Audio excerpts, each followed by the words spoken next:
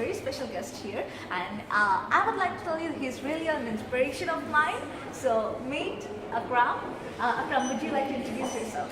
Hi everybody, I'm Akram Azimi. I'm from Australia and I'm from this beautiful little place called Perth. And I have to say something about you. I actually found her inspiring. I'm just an average guy. She is the special young lady who's actually on the ground making a profound change. Her own example is inspiring so many other young people, and I've seen it with my own two eyes here in this conference. Just being able to see someone like yourself in a leadership position and pushing for a social issue that affects so many women, so many families, and then ultimately so many societies is just inspiring. So you're the one who's inspiring, okay? Thank you. Thank you. So, Akram, so I know that you care a lot about gender equality in our society. So, as a man, why do you care? I mean, you're not affected by it. Then why do you think it's important the male counterparts in our society care about gender equality? Well, I should tell you a little story. My family, I come from a very good family. I was born in Afghanistan. And in Afghanistan, as you know, there is quite a lot of gender inequality. And in particular, the inequality of some means the privilege of others. Yeah. And I'm actually one of those privileged people. I come from a very good family. My great-great-great-grandfathers were really important men. My great-grandfather was an important man. My grandfather was an important man. My father's an important man. And you know what? My society would have put me in such a situation where I would have been the master of the universe. You know, I was not just part of the order of things. I would be the one who would be doing the ordering of things. You see? I am the one who controls what happens, supposedly anyway. Can you see how society expects someone like myself to take the reins of power? Now, for me to take that power, that equality has to exist in there. And I refuse that. I refuse both the patriarchal structures that we find in Afghanistan, but also in Australia. And there are many continuities and discontinuities between Eastern patriarchies and Western patriarchies, right? And they're really interesting when you study the sociology of the two. And the reason I am so passionate about gender inequality is because I'm at the winning end of this equation. I've had so many privileges because I'm male, so many privileges. But I always think about it, what would have happened had I been born female? Firstly, right? What would my life been like? And secondly, what would happen to my daughters? A lot of times men go, this is fantastic, this is great, you know, without even realizing it, how much privilege they have.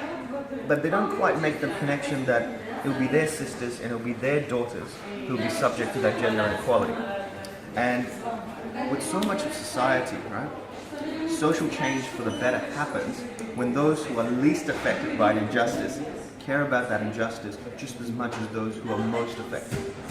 So I care about gender inequality because I am the one who is least affected by this issue. I don't have any sisters, right? I have a brother. And I want to be the one that cares about it just as much as those who are most affected. This is also an ethical principle because I hope that there are certain issues that affect me directly but don't affect you directly. And I hope you can take the same ethical stance that the injustices that affect me directly but don't necessarily affect you directly are the ones you're just as willing to stand up for as the injustices that affect you directly. Okay. And what do you think are the hidden costs which lie in gender inequality? What do the governments or the people use if there is a gender inequality existing in the society? It's interesting, we never really understand gender equality in terms of its economics, not really. Is it always, it's always thought about, perceived as a social issue? It is, that's right. And in fact, it really has profound economic consequences. For example, every year that you keep a girl in school and you educate her for an extra year, her income actually rises by 10%, right? And you can then imagine the cumulative effect of this, right?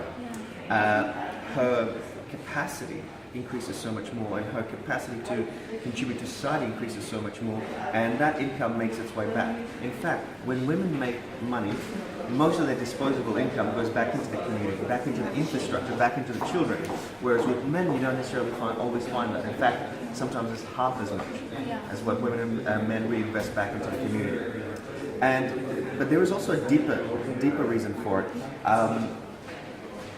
If you don't have gender equality, what you're really doing as a society, from a productivity point of view, is you're losing out on half of the talent, half of the genius, half of the energy in the population. Just like that.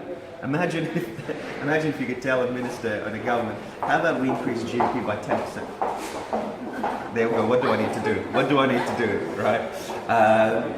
Let's take Australia, for example. If we increase women's participation in the economy by 6%, I think our GDP would increase by about $250 billion every year. That's big. That is big. So gender equality is not just a social issue. It's not just a women's issue, you know? Yeah. It has profound ramifications for all of society. And once you get girls in the right positions, right? Positions of leadership, and once you do get them to have healthy, fair incomes, what you actually find is that the whole society rises. Yeah. Women are the tides that rise the whole society. So when they rise, everyone else rises as well. So thank you everyone for watching us, and Akram, thank you Pleasure. for introducing us to this wonderful concept of the change, the loss in economics due to gender equality, the inequality. My pleasure. My pleasure. Yeah. So thank you everyone. Bye. Thanks, guys.